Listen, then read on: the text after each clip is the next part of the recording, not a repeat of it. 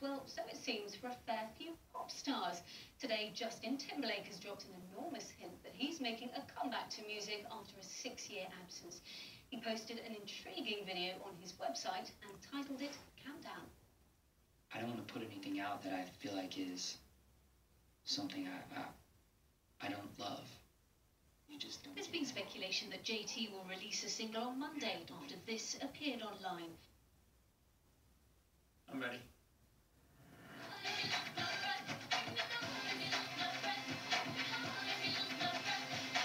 But he's not the only comeback kid. Destiny's Child are releasing their first single in 8 years on January the 29th. Beyonce, Michelle Williams and Kelly Rowland split in 2005 to pursue successful solo careers.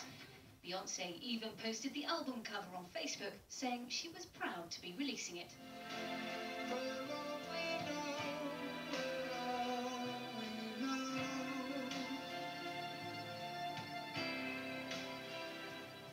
And it was earlier this week that the legendary David Bowie released his first single in a decade. Well, joining me is Scott Robinson, who was in the band Five, who are also in the swing of a comeback right now, and music journalist Matt Everett. Many thanks to you both for joining us this evening. Hello. Matt, if I can start with you, what's with all the comebacks? It's just a thing that musicians have an opportunity to do now. I think it used to be that pop careers were only a certain length and you were seen as being over. Now I think people have an affection for bands that kind of goes on maybe beyond the normal length, the traditional length of a pop band. People maybe get a bit older and look back with kind of fond memories and think, actually, I wouldn't mind hearing from that band again, you know. And in the case of someone like David Bowie, he's been around for a very, very long time indeed, so I don't think interest around him never really went away, even if he did. But Justin Timberlake's carving out quite a nice career as an actor at the moment, isn't he? And also Destiny's Child, another comeback group. I mean, they've done very well on their own.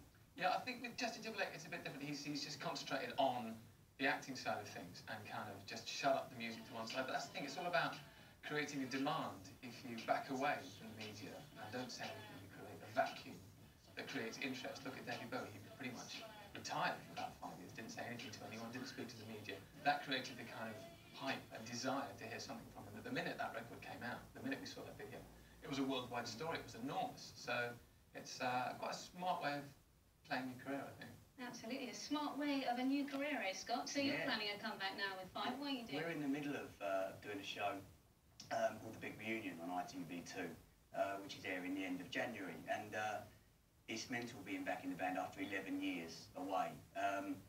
But yeah, the fans always wanted it. So as much as we weren't ready and the right offer hadn't come up for us at that moment, the timing's right now, we feel. You know, we've all come back together and really enjoying each other's company again and enjoying the dramas. Because it's a risk, isn't it? Because if you were really great and successful the first time round and then come back from a bit of a flop, it's a bit of a dent to the old ego. Yeah, I think it is a risk, but it's a risk worth taking. I mean, the way we're looking at it is it's a bit of a journey, and it's only a one-off.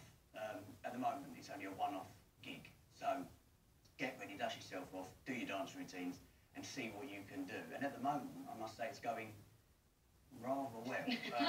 So I'm hoping that it doesn't take a turn for the worse. At the moment, it's going very well, and the response has been fantastic. So, Scott, which of the comebacks do you think didn't quite work? Well, Guns N' Roses were the biggest rock and roll band in the early 90s, and then with only one original member left, they kind of took 15 years to make a record, and it was terrible, and everyone hated it.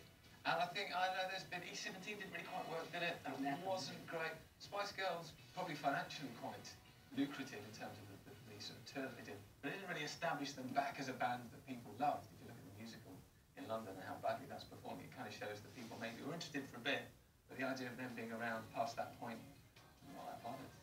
Take that, though. They've been phenomenal, haven't they, with their comeback? Yeah, I mean, that's the thing. I mean, when you look at what Take That have done, and you know, they've done a documentary very similar to what we're doing, and left the door open and see if Robbie wanted to come back. He didn't go through it straight away, and now with him and without him, they're a major, major success. I mean, they're bigger now than they ever were, and everyone likes them now. Whereas before, when you was young, it wasn't acceptable to like Take That. Whereas now, it's unacceptable not to. You know, so they're brilliant. And we're hoping for just a slice of that, you know, just a little slice. Oh, we wish you the very best of luck. Scott Robinson and Matt Everett, many thanks for joining us. Thank you.